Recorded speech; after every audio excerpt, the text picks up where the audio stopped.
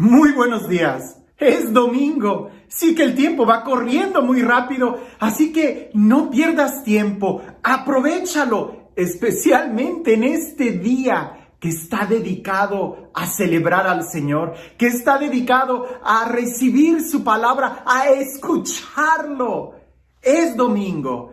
Y aunque hay muchos retos y dificultades, no hay pretexto. El día de hoy, la palabra de Dios se predica de esquina a esquina en este planeta Tierra y tú la estás escuchando. La pregunta es, ¿tu corazón la está recibiendo también? Es importante que podamos recibirla en nuestro corazón, especialmente el día de hoy, en donde las lecturas nos hablan de un tema muy importante y muy delicado. Algunos lo titulan la corrección fraterna. Y es que efectivamente la corrección tiene que ser fraterna, si no, lo único que va a hacer es destruirnos unos a nosotros. Se puede corregir de muchas maneras, pero antes de entrar de lleno a las lecturas, yo te hago esta pregunta. Seguramente a ti te han corregido más de una vez cuando hemos cometido algún error, ¿cierto? Sí, es de humanos equivocarnos. ¿Y a quién le gusta que nos corrijan? Pues en realidad, a primera instancia, no es un sentimiento agradable o una idea que nos agrade el que nos corrijan, porque ya el hecho de que nos corrijan quiere decir que nos hemos equivocado y a nadie nos gusta equivocarnos. Pero el que te corrijan puede darte la oportunidad de descubrir el error y crecer. Pero, también es muy importante que nosotros podamos descubrir el cómo se nos corrige. Porque a veces no es tan grave lo que hayamos cometido y no es que seamos ciegos cuando vemos que cometimos un error, sino a veces la forma en cómo se nos corrige es lo que hace que nos incomode. Y es ahí donde las lecturas el día de hoy nos van a hablar de cómo corregir. La primera lectura, no cabe duda, es una obligación del cristiano, de aquel que cree en Dios, el corregir. Y el profeta nos los dice así: cuando tú escuchas la palabra de Dios, cuando la palabra de Dios viene a ti, tú la tienes que anunciar. Porque si no la anuncias, tú eres responsable de los que se pierdan por causa de tu silencio.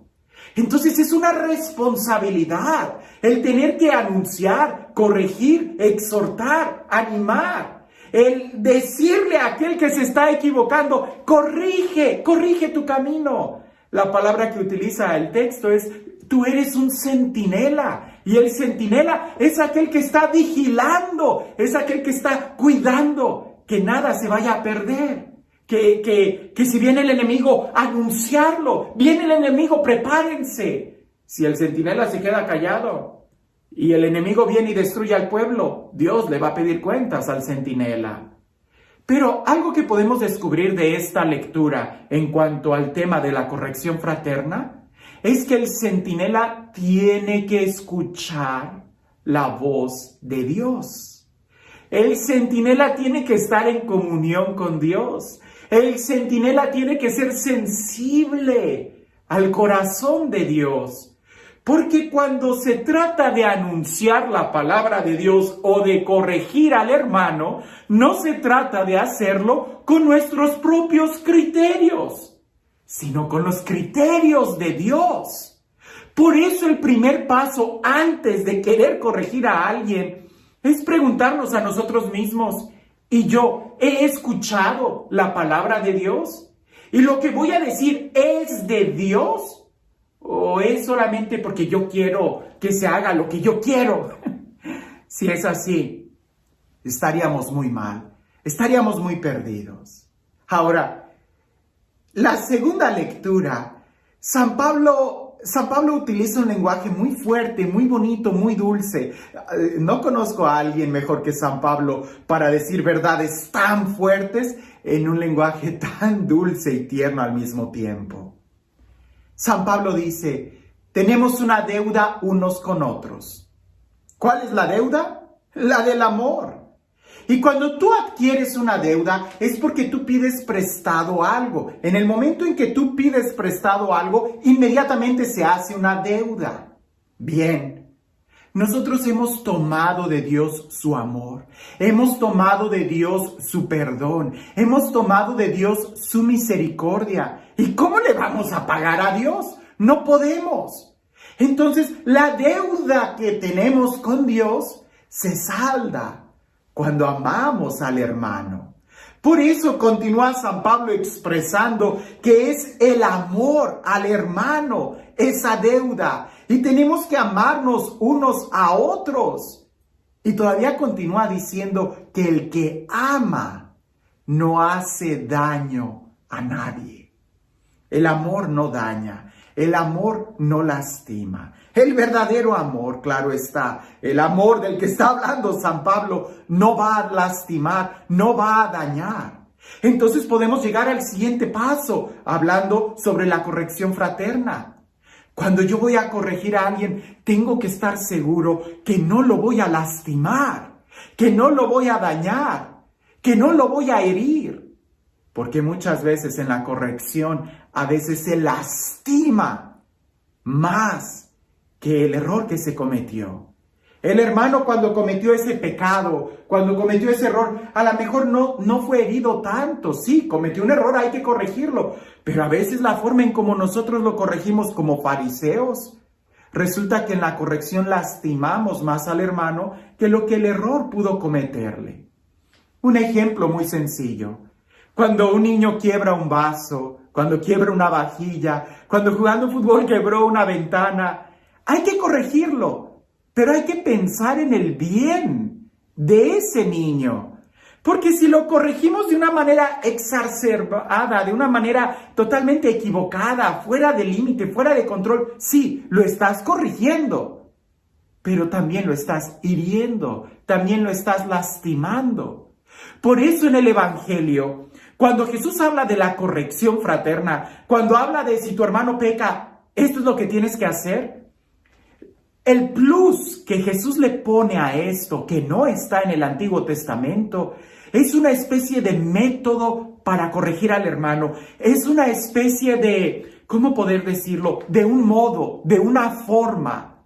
En el Antiguo Testamento está claro, pudiéramos decir, la materia, el tema. Hay que corregir, hay que anunciar la verdad.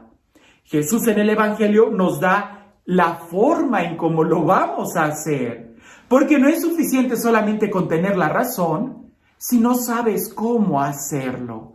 Y es aquí donde tenemos que entender que el principio de la corrección fraterna en el Evangelio es el amor. Y el amor tiene que estar presente. Esto se está poniendo interesante, ¿cierto? Porque si nosotros leemos el Evangelio, particularmente este Evangelio, desde una cultura muy occidental, desde el día de hoy muy lejano a lo que es el corazón del Evangelio, vamos a leerlo con una actitud jurídica, vamos a leerlo con una actitud legalista, y en ese sentido no vamos a estar muy lejos de los fariseos. Por ejemplo, cuando Jesús habla de corregir al hermano, si no te hace caso, Jesús utiliza esta palabra. Trae contigo otros dos para que sean testigos. Nosotros pensamos inmediatamente en un juicio donde se necesitan testigos, donde se necesita alguien que conste que el hermano fue corregido. No se trata de eso. Los testigos son testigos del amor, son testigos de la experiencia de Dios, son testigos que te van a ayudar a ti a poder dar testimonio de lo que se hizo mal. Si el hermano cometió un pecado y no se está dando cuenta, que es la palabra que se usa en algunas traducciones, y no entiende el por qué, con tu testimonio, no entiende el cómo abrirse al amor de Dios, no entiende el por qué hizo mal, con tu testimonio, trae a otros dos hermanos que te ayuden a darle testimonio, quizás con sus experiencias. Quizás yo voy a buscar a un hermano que se asemeje a la la vida pasada de este hermano que se asemeje al error que él cometió y lo voy a llamar para que me ayude a dar testimonio, que sirva de testimonio del amor. Y si no me hace caso, si no nos entiende, a toda la comunidad, que toda la comunidad esté ahí para darle testimonio del amor. Y si no entiende, dice el Evangelio, entonces trátalo como un pagano. Y nosotros inmediatamente pensamos, entonces hay que correrlo de la comunidad. No. ¿Cómo trató Jesús a los paganos? ¿Cómo trató Jesús a los publicanos? Con amor, con misericordia. Como alguien que no ha conocido el amor, como alguien que no ha tenido una experiencia de amor. Así es como se trata a un pagano, como alguien que todavía no ha aprendido a caminar, como alguien que no ha aprendido a vivir, como alguien que no ha aprendido a experimentar la verdad. Con misericordia. Así, a un pagano no se le puede exigir la vida y la madurez de un cristiano en años. Entonces se le trata con demasiada misericordia y clemencia. Los que están bajo mi cuidado pastoral saben que a los que ya están sirviendo en la iglesia, en el ministerio, en la intercesión, en la evangelización, a ellos yo les exijo mucho, pero a alguien que va entrando no. Y alguien me pudiera decir, padre, pero ¿por qué no les habló así a ellos y a nosotros sí? Pues porque tú ya tienes mucho tiempo en la iglesia, porque tú ya has experimentado el amor de Dios, porque tú ya me has compartido, que has podido experimentar lo que es la vida espiritual. A ti te exijo más, a él no. A él todavía le estoy mostrando cómo caminar, pero si tú ya aprendiste a caminar, te voy a exigir a correr. Por eso hay que ver este evangelio desde toda la óptica del amor. Y lo que aquí importa y lo que es el centro de gravedad en la corrección fraterna es salvar al hermano, es amar al hermano, es ayudar al hermano. Y nosotros tenemos que ser muy conscientes de nuestra actitud, porque a veces cuando se trata de corregir, se trata de demostrar que yo estoy correcto y él está mal, que yo tengo la razón y él está equivocado, que él está completamente mal y así no sirve, que yo tengo la razón. No se trata de ti, no se trata de que si tú tienes la razón o no, se trata de ayudar al hermano. Por eso habría que olvidarnos un poquito de nosotros mismos. Piensa en eso. A un niño, cuando se le quiere corregir, tienes que bajarte al nivel del niño para en verdad ayudarle. Porque si le gritas como un adulto, puede ser que lo hayas corregido, sí, pero también que lo hayas traumado. Y pudiera ser que ese trauma sea peor que el error que el niño cometió. El error que el niño cometió puede ser que con el tiempo se le olvide. Pero el trauma que tú le dejas al corregirlo de esa manera puede ser una herida que le vaya a durar mucho tiempo en su corazón. Por eso no se trata ni de ti, no se trata de tampoco que la verdad se anteponga. Lo que se trata es de salvar al hermano. Y para eso hay que actuar con amor y misericordia. Yo sé que algunos me van a decir, sí, padre, pero Jesús cuando reprendía a los fariseos, lo hacía muy fuerte. Sí, pero Jesús cuando amaba a los fariseos, lo hacía muy fuerte. Por eso, nosotros hay que entender esto. El amor tiene que estar presente en la corrección fraterna. Lo que nos mueve, tiene que ser el amor. Y eso es algo objetivo, no es de ti, es de Dios mismo. ¿Cuántas veces nosotros corregimos y algunos dicen, pues es que yo corregí con caridad fraterna, mandé llamar a los hermanos, los hinqué frente al Santísimo, oré por ellos y luego los reprendí? A ver, espérame. Y eso, sí, suena muy bonito, pero la forma, el modo, las palabras, la materia, y tú eras la persona indicada para decir eso, es algo muy difícil. Es aquí tratar de pensar que en realidad si queremos ayudar al hermano, tenemos que pensar en qué es lo mejor para ellos, no lo que nosotros creemos. Se trata de ayudar al hermano. Entonces, puntos.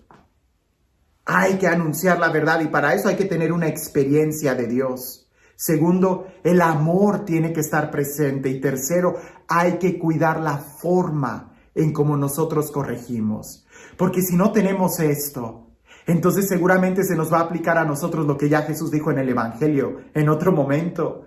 ¿Cómo puedes cómo pretendes decirle a tu hermano, déjame, te quito la pajita que tienes en tu ojo, cuando tú tienes toda una viga en el tuyo, al no hacerlo con amor, al hacerlo con soberbia, al hacerlo... ¿Entendemos esto? Hay una corrección fraterna y es nuestro deber el corregir en fraternidad, en amor, como Jesús nos enseñó. Nada de estar humillando, nada de por pretexto de querer instruir al pueblo, voy a sacar la espada y voy a denunciar públicamente. ¿A ti te toca? ¿Tú eres la persona adecuada para hacerlo? ¿Es esa la forma en cómo Jesús nos ha enseñado? ¿El amor está presente ahí?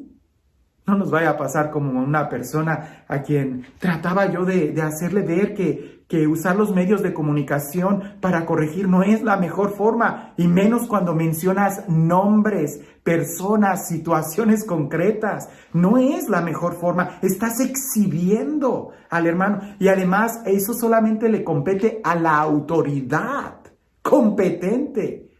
Pues el hermano me dijo, pues después de haber visto y escuchado muchos comentarios, reconozco que fue una falta de caridad, pero pues ahí está, o sea, se tiene que corregir.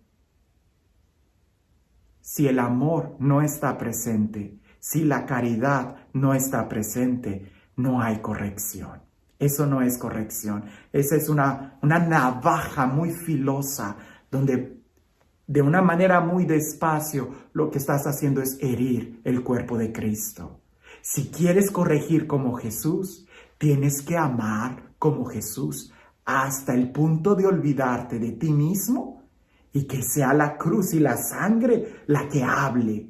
Porque ciertamente ante una situación de una mujer pecadora pública, donde todo el mundo la juzgaba y la condenaba y la exhibían, Jesús la perdonó ahí en secreto.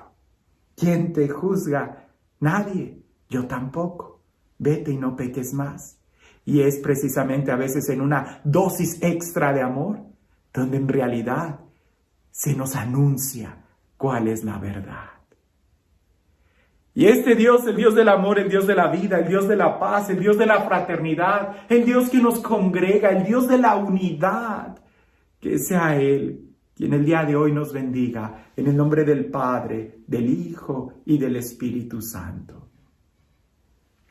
Cuentan una vez que había una viejita que, bueno, su hijo había muerto junto con la esposa de su hijo, junto con su nuera, y dejaron a su nieto solo. Entonces ella estaba educando a su nieto y su nieto por muchas razones empezó a crecer con la mala costumbre de robar. Robaba. Y era un adolescente, era un niño pequeño y robaba. Y aquella abuelita le dice al niño, si vuelves a robar o me dan una queja de que tú robaste, voy a agarrar un pinzón caliente y te voy a quemar la mano. Y el nieto decía, no lo va a hacer la abuelita, no lo va a hacer. Pasaron unos 2, 3 días y el nieto robó.